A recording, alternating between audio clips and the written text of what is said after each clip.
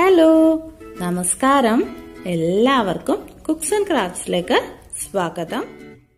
ഇന്ന് ഞാൻ ഷെയർ ചെയ്യുന്നത് ഒരു അടിപൊളി കുക്കർ ചിക്കൻ്റെ റെസിപ്പിയാണ്. ഇത് നല്ല ടേസ്റ്റാണ് കഴിക്കാൻ. കുറഞ്ഞ സമയം മതി നമ്മൾക്ക് തയ്യാറാക്കിയെടുക്കാൻ. ഓവനോ ഗ്രില്ലോ ഒന്നും ആവശ്യമില്ല. അപ്പോൾ ഓവനും ഗ്രില്ലോ ഒന്നുമില്ലെന്ന് കരുതി ആരും വിഷമിക്കേണ്ട. നമ്മുടെ വീട്ടിൽ സാധാരണയായിട്ട് കാണുന്ന ഒരു പ്രഷർ കുക്കർ മാത്രം മതി ഇത് തയ്യാറാക്കിയെടുക്കാനായിട്ട്. പിന്നെ 20 മിനിറ്റിൽ നമുക്കിത് റെഡിയാക്കി എടുക്കാൻ പറ്റും. നമ്മൾ കുക്കറിൽ ഒന്ന് വേവിച്ചിട്ടാണ് ചിക്കൻ റോസ്റ്റ് ചെയ്തെടുക്കുന്നത്. അപ്പോൾ ഹോൾ ചിക്കൻ റോസ്റ്റ് ഉണ്ടാക്കുമ്പോൾ എല്ലാവർക്കും ഒരു ഡൗട്ട് ഉണ്ടാകും, ചിക്കൻ്റെ ആ ഒരു കുക്കായോ എന്നുള്ളത്. അപ്പോൾ ഈ ചിക്കൻ ഉണ്ടാക്കുമ്പോൾ ആ ഒരു പ്രശ്നമേ ഇല്ല. അപ്പോൾ നമ്മളുടെ മെയിൻ ഇൻഗ്രീഡിയൻ്റായ ചിക്കൻ തന്നെയാണ് ആദ്യമേ ഞാൻ എടുത്തേക്കുന്നത്. ഇത് തൊലിയൊക്കെ കളഞ്ഞിട്ട് അകവും പുറമൊക്കെ നല്ലതുപോലെ വൃത്തിയാക്കിയൊരു ചിക്കനാണ്. നല്ലപോലെ വൃത്തിയാക്കണം കേട്ടോ, അകവും പുറമൊക്കെ.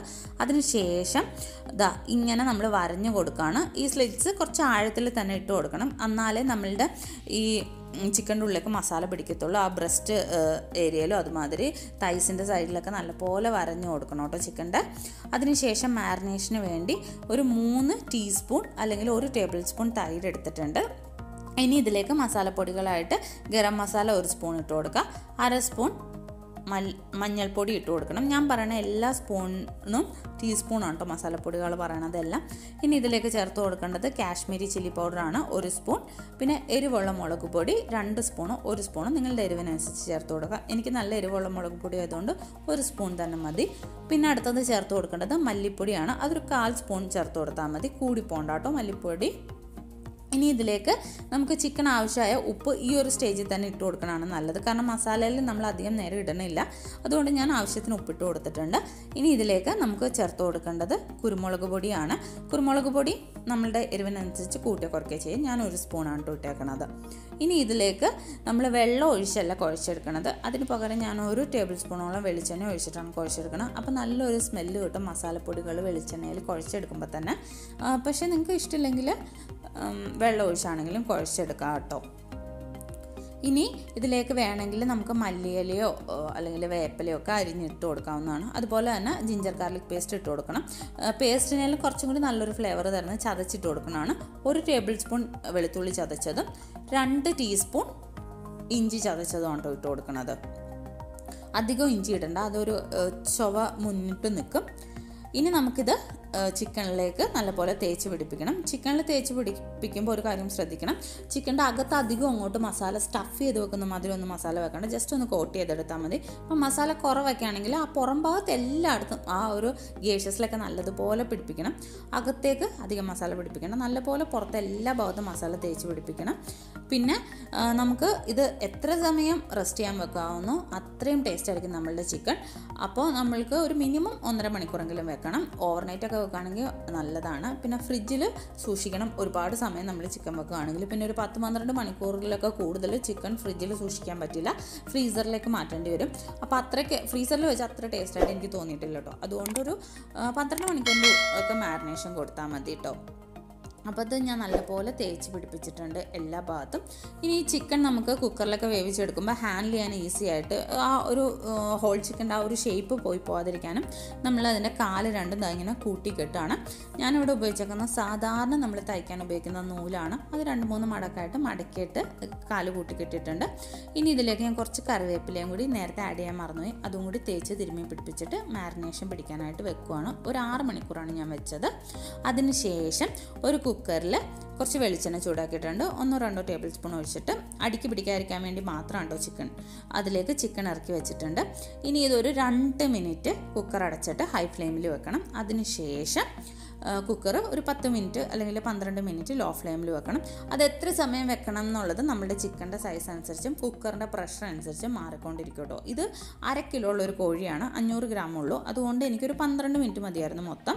അതിന് ശേഷം എൻ്റെ കുക്കർ വിസിലടിച്ചില്ല കേട്ടോ, ചിലത് വിസിലടിക്കും, അപ്പോൾ കുഴപ്പമില്ല കേട്ടോ. 12 മിനിറ്റ് കഴിയുമ്പോൾ എൻ്റെ ചിക്കൻ നല്ലപോലെ വെന്തിട്ടുണ്ട്. അതിൽ നിന്ന് സ്റ്റോക്കൊക്കെ ഇറങ്ങിയിട്ടുണ്ട്. കണ്ടില്ലേ, ആ ഫ്ലഷ് ആ എല്ലിൽ നിന്ന് വിട്ട് വരുന്ന ആ ഒരു പരുവായിട്ടുണ്ട്. മീറ്റ് കുക്കായിട്ടുണ്ടെന്ന് അറിയുന്നത് ഏറ്റവും എളുപ്പ വഴി അതാണ് കേട്ടോ. ഇനി ഞാനൊരു കടായി വെച്ച് ചൂടാക്കിയിട്ടുണ്ട്. അതിൽ ഒരു ടേബിൾ സ്പൂൺ 1.5 ടേബിൾ സ്പൂണോളം വെളിച്ചെണ്ണ ഒഴിച്ചിട്ട് നമ്മുടെ ചിക്കൻ ഇറക്കി വെക്കണം.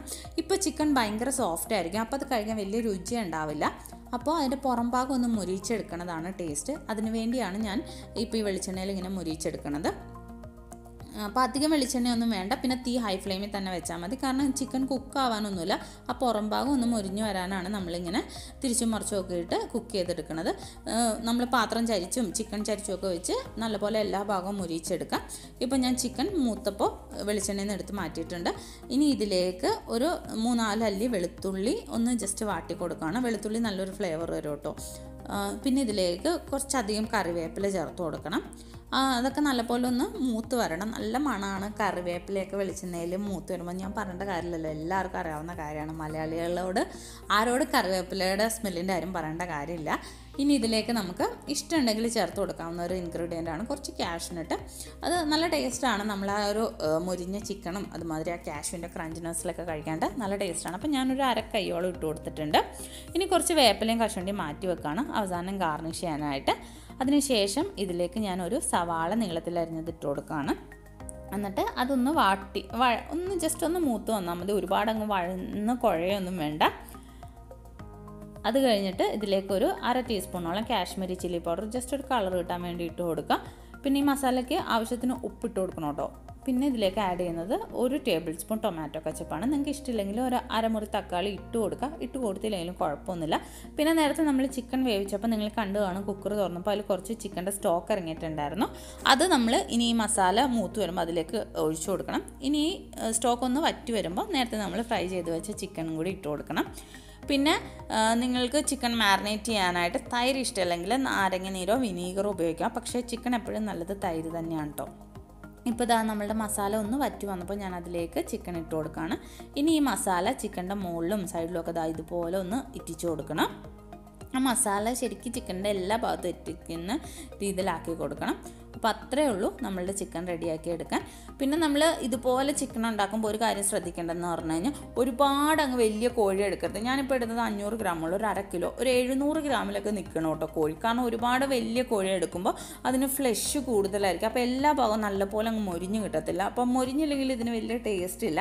അതുകൊണ്ട് നിങ്ങൾ അത്ര വലിയ കോഴി അങ്ങോട്ട് എടുക്കരുത്. ഒരു മീഡിയം സൈസുള്ള ഒരു 1/2 കിലോ 700 ഗ്രാമൊക്കെ ഉള്ള കോഴിയാണ് കേട്ടോ മാക്സിമം എടുക്കാൻ പാടുള്ളൂ. അതൊന്ന് ശ്രദ്ധിക്കണം. കണ്ടോ, ഇപ്പോൾ നമ്മളുടെ ചിക്കൻ നല്ലതുപോലെ റോസ്റ്റായി വരണുണ്ട്. നല്ല സുന്ദര കുട്ടപ്പനായിട്ട് വരണുണ്ട് ചിക്കൻ. നല്ല ടേസ്റ്റാണോ ഇത് കഴിക്കാൻ. ഒരു പെർഫെക്റ്റ് റെസിപ്പിയാണ്. നമ്മളൊരു ഡിന്നർ പാർട്ടിയൊക്കെ നടത്തുകയാണെങ്കിൽ നമുക്ക് സ്റ്റാർ ആകാൻ പറ്റിയ ഒരു റെസിപ്പിയാണ്. പെട്ടെന്ന് തന്നെ നമുക്ക് തയ്യാറാക്കി എടുക്കാനും പറ്റും. വലിയ പണികളൊന്നുമില്ല. കുക്കറിൽ അങ്ങ് വേവിച്ചിട്ട് തലേദിവസം ആണെങ്കിലും നമുക്ക് കുക്കറിൽ വേവിച്ചിട്ട് വെച്ചിരുന്നാൽ മതി. പെട്ടെന്ന് തന്നെ റെഡിയാക്കി എടുക്കാൻ പറ്റും. അപ്പോൾ നിങ്ങളെല്ലാവരും ട്രൈ ചെയ്ത് നോക്കണം കേട്ടോ. എന്നിട്ട് നിങ്ങളുടെ ഫീഡ്ബാക്ക്സ് അറിയിക്കണം. അതുപോലെ തന്നെ വീഡിയോ നിങ്ങൾക്ക് ഇഷ്ടപ്പെടുകയാണെങ്കിൽ എല്ലാവർക്കും ഷെയർ ചെയ്ത് കൊടുക്കണം. പിന്നെ എൻ്റെ ചാനലിൽ ഇനി എന്തെങ്കിലും സജഷൻസോ അങ്ങനെ വല്ലതും ഉണ്ടെങ്കിൽ അതും കൂടി പറയണം കേട്ടോ.